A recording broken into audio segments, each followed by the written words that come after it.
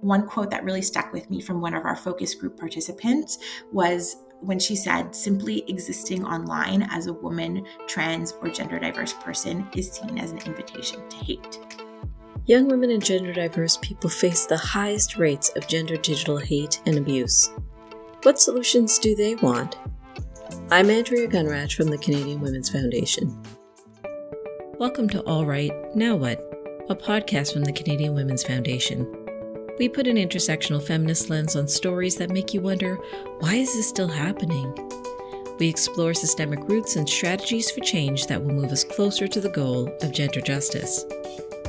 The work of the Canadian Women's Foundation and our partners takes place on traditional First Nations, Métis, and Inuit territories. We are grateful for the opportunity to meet and work on this land. However, we recognize that land acknowledgements are not enough. We need to pursue truth, reconciliation, decolonization, and allyship in an ongoing effort to make right with all our relations. Whether you're on social media, streaming platforms, dating, messaging, or meeting apps, or on game sites, if you're a woman, girl, or two-spirit, trans, or non-binary person, you're at greater risk of hate, harassment, and violence. Statistics Canada found that amongst those aged 18 to 29 years, young women were more often the target of online abuse, with a prevalence almost double the rate of young men. The gender difference was especially pronounced for receiving unwanted sexually suggestive or explicit material, where young women were almost 3 times as likely to be targeted as young men. YWCA Canada found that 44% of women and gender diverse people aged 16 to 30 report having been personally targeted by hate speech online. Those most targeted include people with disabilities, 2S LGBTQIA+ people, Indigenous people, and Black people. We're at the end of our series delving into gender digital hate and harassment with leading experts and content creators. We've been talking about the problem and what we can do to change it. We've offered practical tips to help you in your digital life, and we've talked about what it means to take back the tech for all of us. Our guest Amanda Arella is Director of Public Policy, Advocacy, and Strategic Communications at YWCA Canada. She leads advocacy for feminist regulatory responses to gendered online hate, grounded in the recommendations of youth survivors of online hate and technology-facilitated violence. Prior to joining YWCA Canada, Amanda honed her advocacy skills as a litigator at a national law firm with a focus on administrative, privacy, and health law. A note about content. This episode addresses gender-based violence. I'm joining you today from Treaty 13 territory in Takaranto, colonially known as Toronto, the lands of the Mississauga of the Credit, the Anishinaabe, the Chippewa, the Haudenosaunee, and the Wendat peoples. I am the Director of Public Policy, Advocacy, and Strategic Communications at YWCA Canada, the oldest and largest gender equity organization in the country. We represent member associations, local YWCAs working in 330 communities across 9 provinces and 2 territories. And we've been doing this work for over 150 years. And so we advance gender equity through building affordable housing, through fighting gender-based violence, and through advocating for workplace equity. I have the honor of representing our organization and our member associations in external conversations with our partners, with government, and with the public. And I am also a lawyer. And so I'm very passionate in my volunteer work about ensuring access to justice for members of equity deserving groups. And maybe a fun anecdote about me is that, like many people, I was home during the pandemic and I got 2 cats. They often love to participate in these sorts of conversation and interviews, so they may be coming across screen at any moment. What's the Block Hate Project about? What were your most important learnings and findings? The full title is Block Hate, Building Resilience Against Online Hate Speech. This is a 4-year research and knowledge mobilization project funded by Public Safety Canada's Community Resilience Fund. The project works with a variety of stakeholders to co-create concrete solutions to online hate speech and technology-facilitated violence in communities across Canada. And the overall objective of the project is to improve community resilience by developing interventions to prevent, address, and report online hate speech through community community-based research. And really the project focuses on working with young women and gender diverse youth aged 14 to 30. And one thing, in addition to the work that I've discussed around YWCA Canada, we do a lot of work to build young leaders. And over the last decade, that has taken on the role of also supporting youth in being as safe as possible online.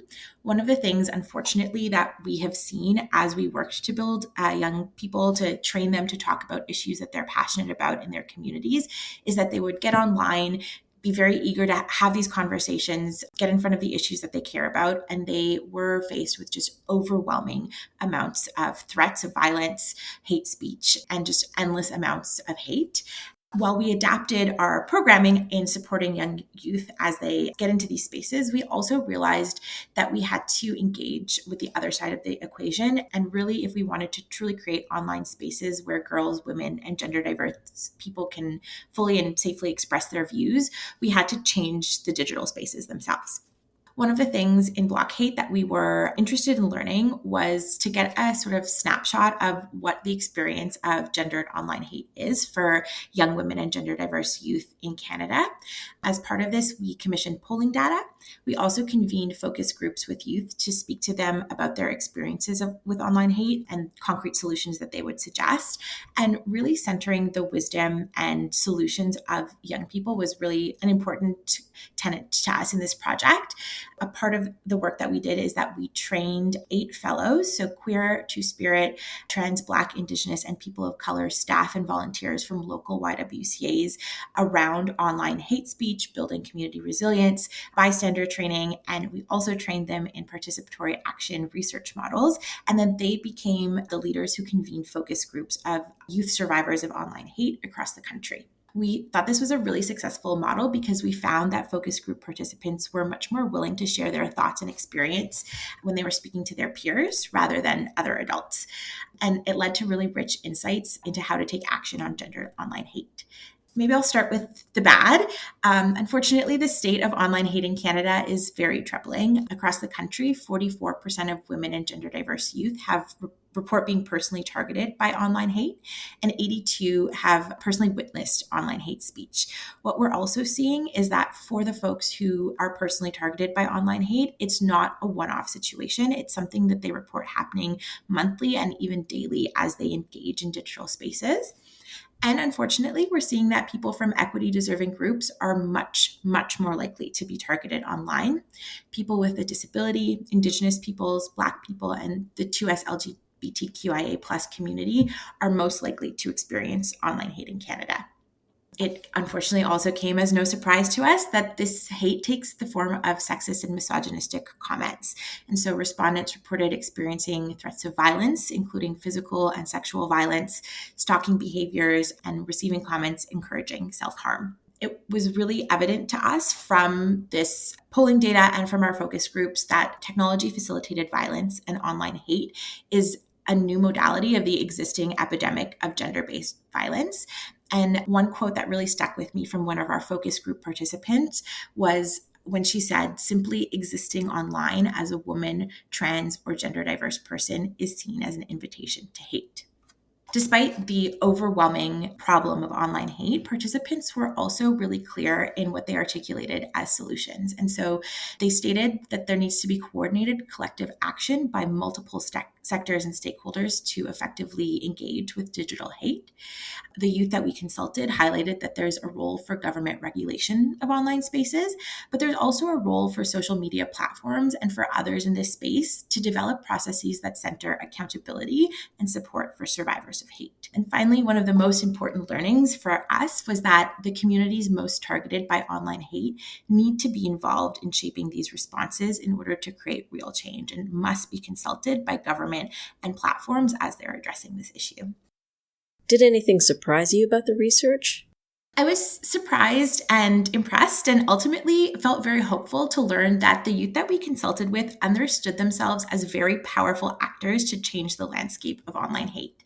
They are engaging on online platforms as ways to express themselves, to share ideas, to participate in public conversation.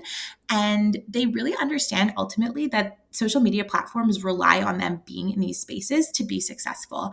And so youth were very savvy about how they could leverage their power collectively to advocate for change and to put pressure on government and social media to create the kinds of accountability mechanisms that they wanted to see. What can those at higher risk do to protect themselves, push for change and speak out, and deal with algorithms and a lack of accountability and resources? So again, the tips and kind of strategies that I have to offer are ones that come directly from the youth that we consulted with. And they identified a number of avenues, both for personal and individual action to protect themselves and also to hold platforms and government accountable. And these largely fell under 4 buckets. So the first is advocacy and awareness raising, and really identified that digital literacy training, safety and resilience training, online bystander intervention trainings are all really good first steps for folks who want to not only engage in protecting themselves, but also protecting others that they, are in community with on online spaces from the kinds of attacks and online hate that we see. I think we'll talk about this a little later, but there are a number of nonprofits in Canada who are doing fantastic work and developing resources that are a good first step in getting some of these trainings. The second was accountability. And so we know online social platforms can be part of the solution, but right now it's very difficult to understand the actions that they're taking when they're confronted with, reporting or flagging hate on their platforms. And so youth wanted to see online platforms understanding themselves as being part of this solution and not waiting on government to regulate this issue, but to be really proactive in building a clear, transparent practice to intervene when there are situations of online hate and perhaps adapt to prevent those situations from occurring in the first place. The third thing that youth are calling for is support. So better resource allocation for safer spaces and for supportive interventions to address online hate.